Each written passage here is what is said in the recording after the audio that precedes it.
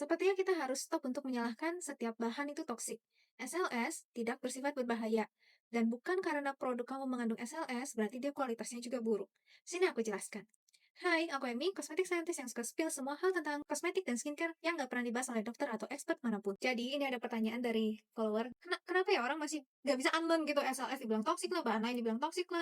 Jadi, pemahaman awalnya kenapa SLS itu dibilang berbahaya, karena dari banyak penelitian yang menggunakan uji iritasi, memang sampel kontrol positifnya adalah SLS. Tapi ini tuh bukan yang apa ada di produk kosmetik. Sementara di produk kosmetik, let's say di cleanser, itu tuh campuran surfaktan. SLS memberikan daya kebersihan yang baik juga busa. Tapi, supaya kita bisa menurunkan harsh dari side effect SLS, makanya ada kombinasi surfaktan lain yang bersifat melembutkan. Seperti ada kombinasi surfaktan non-ionik, surfaktan amphoteric. Nah, ini kenapa ya yang namanya science communicator tuh harus bantu jelasin kamu, karena nggak semua publik baca paper tuh mereka ngerti apa yang mereka baca. Jangan kaget kalau misalkan SLS ini juga memang bisa ditemukan di produk selain cleanser, seperti di serum atau mungkin di moisturizer. Karena SLS ini sifatnya juga sebagai penetration enhancer.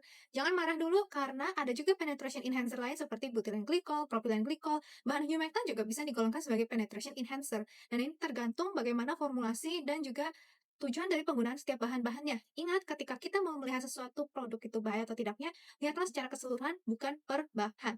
Karena di regulasi Indonesia pun juga melarang. Bukan berarti produk yang mengandung SLS berarti kualitasnya rendah dan harus dihargai rendah.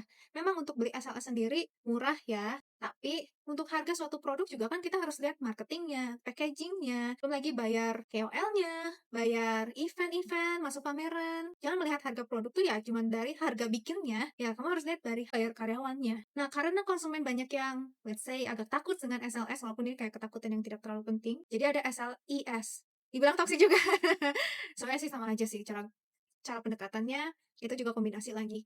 Tapi kalau memang kamu kulitnya sensitif, bisa SLS kamu hindari. Tapi bukan berarti kalau orang kulit sensitif nggak bisa pakai SLS, kamu yang kulitnya normal merasa jadi si paling sensitif dan nggak pakai SLS. Bahkan aku, jujur, kulit kepala jauh lebih bersih ketika pakai shampoo dan juga badan sedikit lebih bersih dan tidak berminyak. Apalagi kalau di lingkungan berpolusi, kalau produk cleansernya itu memang ada campuran SLIS. Kalau kamu konsumen yang pintar, share juga ke teman kamu.